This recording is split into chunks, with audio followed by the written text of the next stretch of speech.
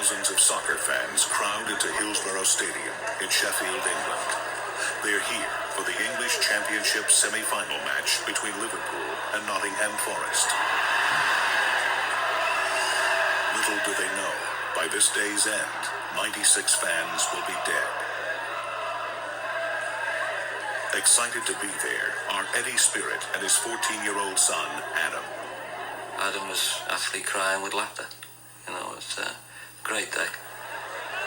But there's a bottleneck at the entrance.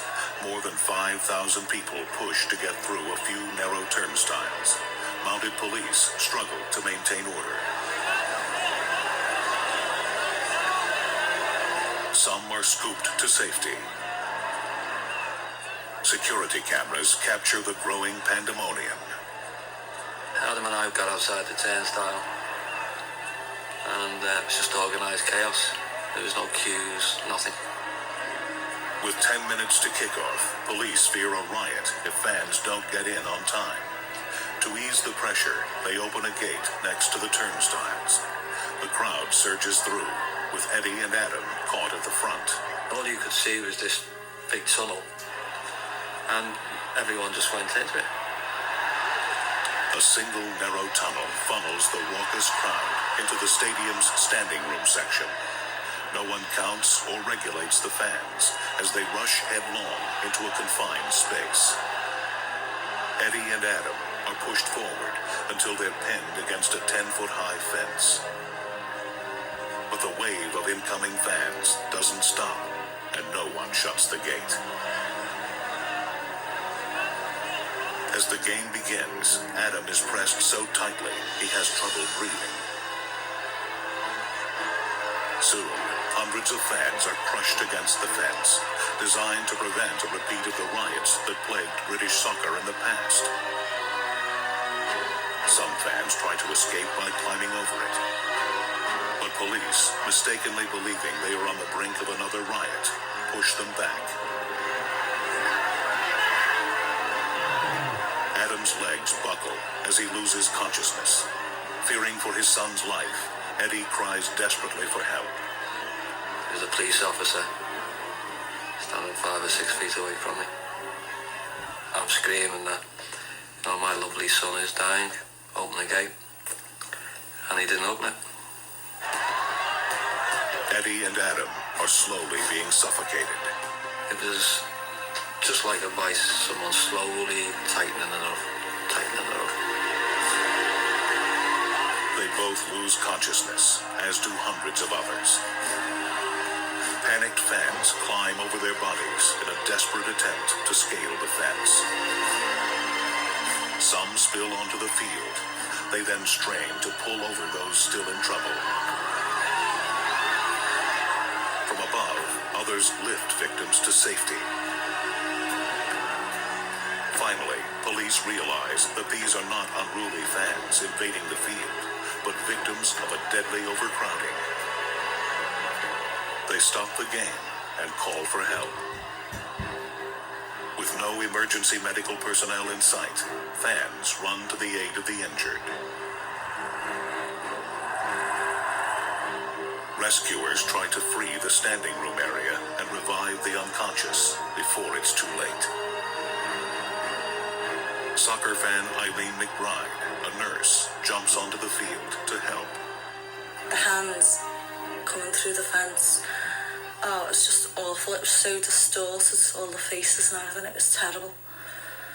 The screams were just unmerciful. McBride and others scramble to reach as many victims as they can. Billboards serve as makeshift stretchers.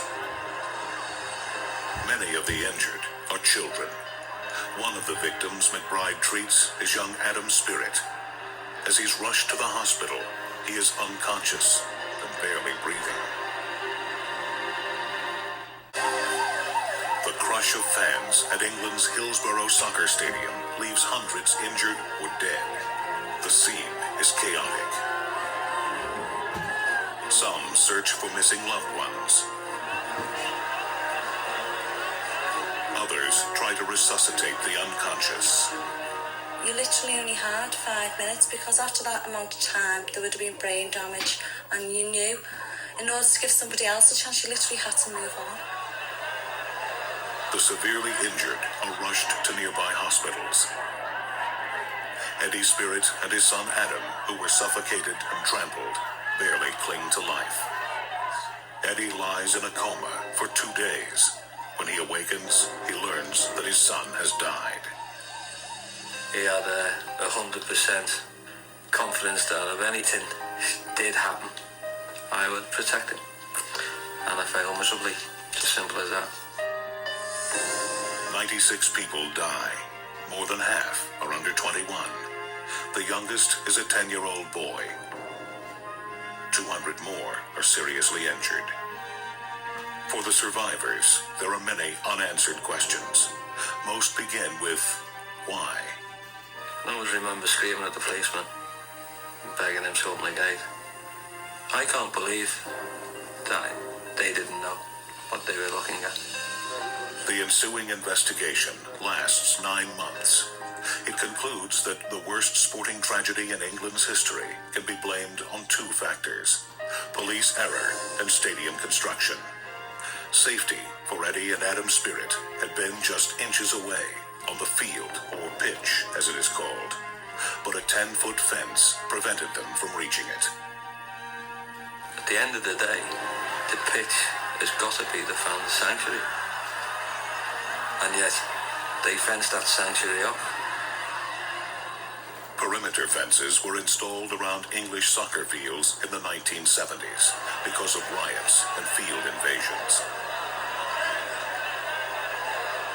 But the tragedy at Hillsborough has led to major design changes in English stadiums. The fences have been removed and standing areas replaced by reserved seating.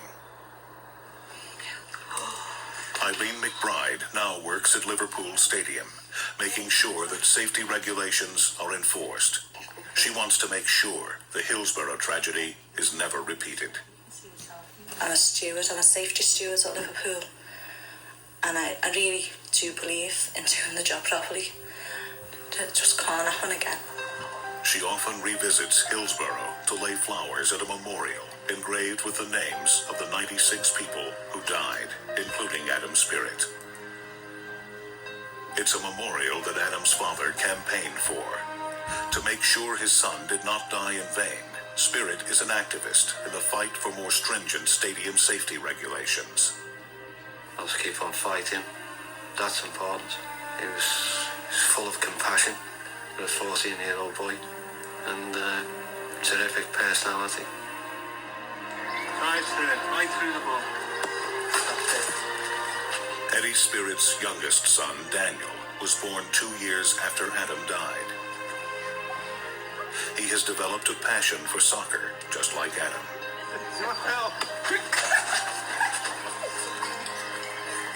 Daniel's innocence and enthusiasm are helping Eddie heal.